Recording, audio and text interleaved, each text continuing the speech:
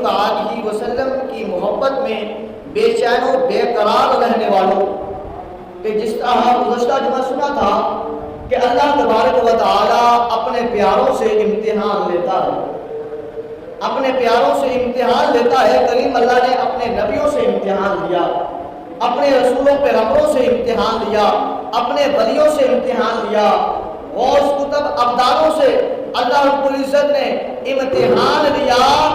کریم اللہ نے چھوٹے سے لے کر بڑے سے بڑے تک اللہ رب العزت نے سبھی سے امتحان لیا، اور جو اس امتحان میں کامیاب ہو گئے وہ دنیا میں بھی سنور گئے، قبر و حشر میں بھی سنور گئے۔ اللہ اکبر۔ تو حضرت ابراہیم علیہ السلام کا بھی امتحان ہے۔